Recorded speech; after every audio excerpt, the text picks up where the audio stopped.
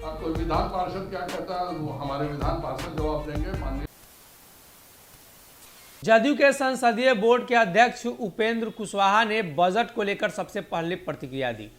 बिहार में उपेंद्र कुशवाहा ने प्रतिक्रिया देते हुए कहा कि बिहार को विशेष राज्य का दर्जा नहीं दिया गया है तो ये गलत है और इसकी मांग हम लोग लंबे समय से उठा रहे हैं। साथ ही साथ उन्होंने बजट को लेकर भी प्रतिक्रिया दी और कहा कि बिहार को लेकर इस बजट में कुछ नहीं है और इस बजट का बिहार में कोई काम नहीं है। ऐसे में अब भाजपा की तरफ से भी जवाब आ गया है। भाजपा के प्रदेश अध्यक्ष संजय जायसवाल ने उपेंद्र कुशवाहा को बता दिया है कि उनकी हैसियत और हमारी हैसियत में क्या फर्क है। आज भाजपा के प्रदेश कार्यालय में एक कार्यक्रम था जिसमें कई पूर्व नेता फिर से एक बार घर वापसी किए। ऐसे में संजय जायसवाल ने तीखी प्रतिक्रिया दी उपेंद्र कुशवाहा के बयान को लेकर और उन्होंने कहा है कि कोई विधान पार्षद क्या कहता है, हमारे विधान पार्षद जवाब देंगे। माननीय मुख्यमंत्री ने इस बजट को सकारात्मक बताया है। उन्होंने इसकी बड़ाई की है जो 1 लाख करोड़ इंफ्रास्ट्रक्चर बढ़ाने के लिए है, इसमें रखा गया है। मुझे पूर्ण विश्वास है कि बिहार सरकार में जब बजट आएगा तो हम इससे ज़्यादा से ज़्यादा हिस्सेदारी लेंगे।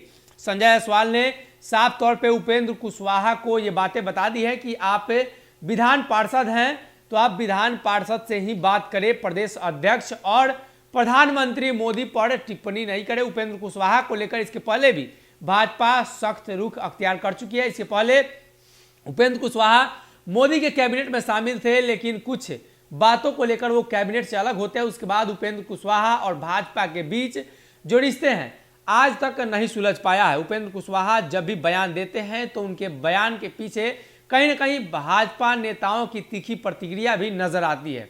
ऐसे में अब उपेंद्र कुशवाहा ने बयान दिया था बजट को लेकर और साफ तौर पे सारी बातों को रखा और कहा कि बिहार के लिए बजट में कुछ नहीं है। तो कहीं ना कहीं अब संजय जायसवाल ने उपेंद्र कुशवाहा को उनकी औकात बताई है और बताया है कि आप विधान पार्षद हैं, हमारे विधान पार्षद ही आपका जवाब देंगे। इस जवाब के देने के लिए हम लोग आगे नहीं आएंगे। इसके पहले भी कई बार ये बातें उठी थी तो उनके बयानों को नजरअंदाज करते दिखाई दिए थे संजय जायसवाल।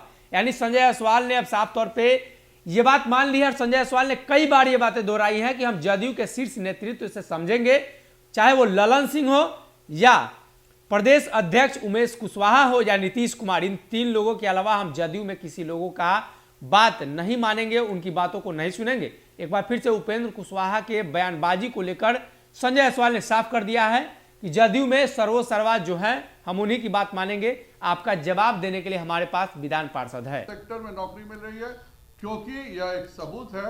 1,40,000 करोड़ रुपए का कलेक्शन अगर जनवरी में आता है जो इतिहास में कभी नहीं हुआ है तो यह बताता है कि इस देश में रोजगार के अवसर और उद्योग के अवसर दोनों बहुत तेजी से बढ़ रहे हैं क्योंकि जीएसटी तभी कलेक्ट होता है जब बिक्री बढ़ती है सामान की।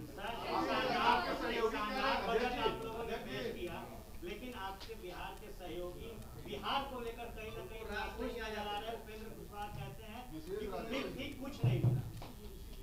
कोई विधान पार्षद क्या कहता है वो हमारे विधान पार्षद जवाब देंगे। माननीय मुख्यमंत्री जी ने इस उद्योग को बहुत सकारात्मक बताया है और इस माननीय मुख्यमंत्री जी ने इसकी बड़ाई की है और जो 1 लाख करोड़ रुपए इंफ्रास्ट्रक्चर बढ़ाने के लिए इसमें रखा गया है, मुझे पूरा विश्वास है कि बिहार सरकार का जब बजट आएगा तो हम इसमें ज़्यादा से ज़्यादा हिस्सेदारी लेंगे और माननीय वित्त मंत्री जी स्वयं विभिन्न विभागों से बात कर रहे हैं और इसके कितने ज़्यादा लाभ ले सकें। खास करके उद्योगों में बिहार को आगे बढ़ना पड़ेगा। हम जो सहयोगी दल बने थे हमने आत्मनिर्भर बिहार के 7 निश्चय योजना के तहत काम किया था और जिन नौकरियों का हम लोगों ने वादा किया है वह केवल उद्योगों के द्वारा ही संभव है और इसलिए बिहार को औद्योगिकरण की दिशा में यह बजट भी पूरे एक बहुत अच्छा प्लेटफॉर्म तैयार करता है।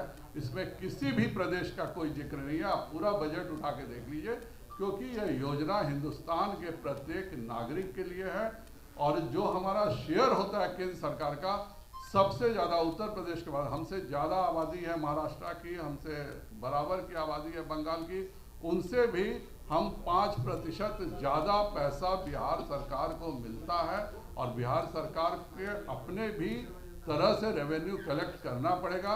यह नहीं चलेगा कि आंध्र प्रदेश, तमिलनाडु और केरल पैसा कमाएं और दूसरे प्रदेशों को दें। बिहार प्रदेश को आत्मनिर्भर बिहार बनने का पहला लक्ष्य होना चाहिए कि हम औद्योगिकरण की दिशा में बढ़ें, और मुझे पूरा विश्वास है कि बिहार का जो बजट आएगा वह उद्योगों को बढ़ावा देने वाला बजट होगा। अगर ये वीडियो पसंद आई और वह बिहार के राजनीति और बिहारियत से सरोकार रखेनी तो सब्सक्राइब बटन दबा के चैनल के सब्सक्राइब कर ली। ओजे एगो घंटी बा, ओकरा बटन दबा देला से कुल सटीक और मारक खबर रुआ मुफ्त में मिल जाई। अगर रुआ पत्रकारिता के हमनी के नया प्रयोग में सहयोग कर चाहतानी तो ज्वाइन बटन दबा दी। पेटीएम नंबर नोट कर ली 9386816700। धन्यवाद।